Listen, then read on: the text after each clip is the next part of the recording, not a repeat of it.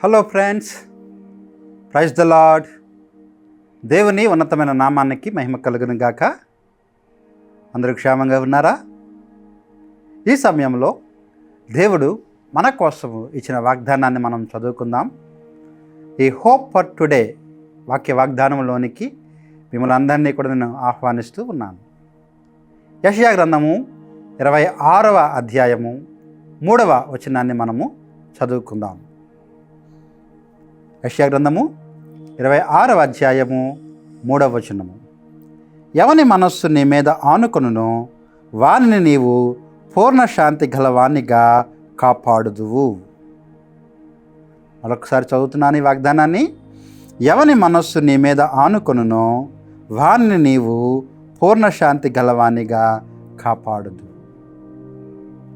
ప్రవక్త అయిన యెషయా ఈ అధ్యాయాన్ని రాస్తున్న సమయం దేశంలో శాంతి అనేది నెమ్మదిగా లేని స్థితి మనం చూడగలం.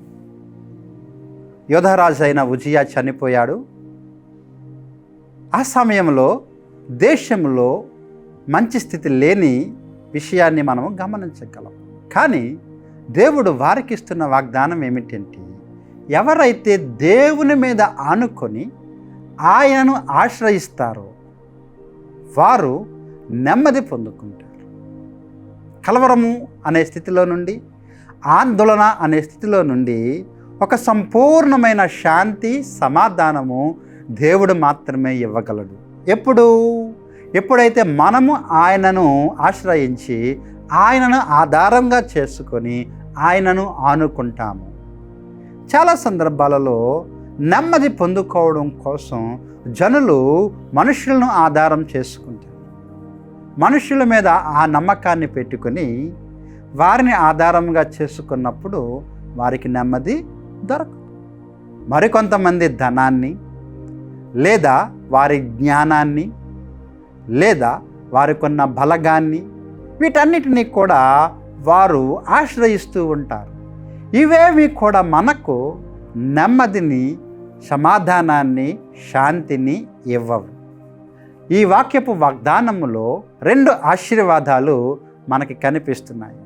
మొట్టమొదటిగా, ఎవరైతే దేవుని మీద, ఎవరి మనస్సు అయితే దేవుని ఆనుకుంటుందో దేవుడు వారికి 2 ఆశీర్వాదాలు ఇస్తూ ఉన్నాడు. మొట్టమొదటిగా పూర్ణశాంతి, రెండవదిగా కాపుదల. ఆ సమయంలో రాజులు పరిపాలిస్తున్న సమయం, ఏ రాజు, ఏ శత్రువు ఎటువైపు నుంచి దాడి చేస్తాడో తెలియని పరిస్థితి.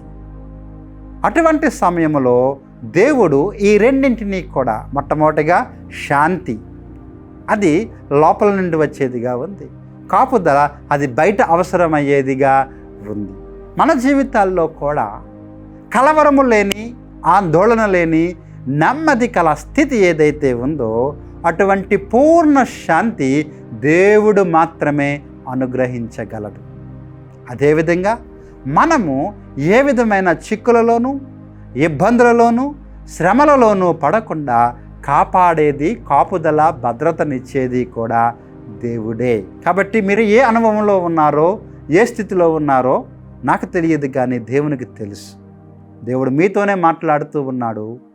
మీరు గనక ఆయనను ఆధారముగా చేసుకున్నట్లయితే, ఆయనను ఆశ్రయించినట్లయితే దేవుడు తప్పక మీకు ఈ 2 ఆశీర్వాదాలు, మొట్టమొదటిగా పూర్ణ శాంతి, ఇంగ్లీష్లో పర్ఫెక్ట్ పీస్, అలాగే కాన్స్టాంట్ పీస్ అనే మాటను చూస్తాం. ఇది సంపూర్ణమైన శాంతి, నిరంతరము ఉండే శాంతి. అవును ప్రియులారా, శాంతి అనేది మనకి కొద్ది కాలమే ఉండి కొద్ది కాలము పోయిన తర్వాత మరలా మన యొక్క శ్రమ, శోధన మనకు ప్రారంభమైతే ఆ స్థితి చాలా భయంకరం. కానీ దేవుడిచ్చే శాంతి నిరంతర శాంతి, కాన్స్టాంట్ పీస్ అనే మాటను మనం చూస్తాం.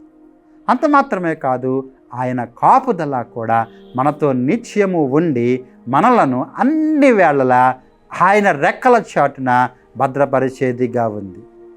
కాబట్టి మీరు దేని మీద మీ మనస్సును కేంద్రీకరించారో నాకు తెలియదు, కానీ ఇప్పటి నుండి దేవుని మీద గనక మీ మనస్సు కేంద్రీకరించి ఆయనను మాత్రమే మీ జీవితానికి కేంద్రముగా మార్చుకొని ఆయన మీద ఆధారపడగలిగితే ఈ యొక్క 2 ఆశీర్వాదాలు మీ సొంతం మీరు చేసుకోవచ్చు. అట్టి కృప దేవుడు మీకు అనుగ్రహించునుగాక. మీ యొక్క శాంతి కొరకు, కాపుదల కొరకు నేను ప్రార్థన చేయబోతూ ఉన్నాను.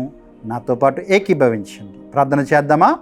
ప్రేమగల ప్రభువా, కృపగల తండ్రి, మీ వాక్యము ద్వారా మీరు ఇస్తున్న 2 గొప్ప ఆశీర్వాదాలను బట్టి మీకు వందనాలు.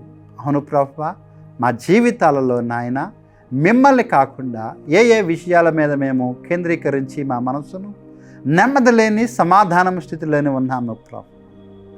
అయితే నాయన నీ వాక్యపు వాగ్దానాన్ని బట్టి మీ సన్నిధికి చేరుతూ ఉన్నాము. మా ప్రియులందరి పక్షంగా నేను ప్రార్థిస్తున్నాను ప్రభువా, మీరు ఇవ్వదలిచిన ఈ 2 ఆశీర్వాదాలు, పూర్ణశాంతి మరియు కాపుదల వారి జీవితాలలో, వారి స్థితిగతులలో, వారి అనుభవాలలో మీరు వారికి అనుగ్రహించి నాయన అన్ని వేళలా వారిని నెమ్మదితోనూ ఉంచి భద్రపరుస్తారని నమ్మచ్చు. ప్రభువైన యేసు నామములో ఈ ప్రార్థన వేడుకుంటున్నాము తండ్రి. Amen. Okay friends, be happy always. ఎందుకంటే మీరు దేవుణ్ణి ఆధారంగా చేసుకున్నట్లయితే ఆయన ఎప్పుడు కూడా శాంతిని, కాపుదలను ఇచ్చేవానిగా ఉన్నాడు. కాబట్టి దిగులు చెందవద్దు. మన దేవుడు మనతోనే ఉండి మనకు శాంతిని, కాపుదలను ఇచ్చేవాడై ఉన్నాడు. దేవుడు మనల్ని దీవించునుగాక. ఆమేన్.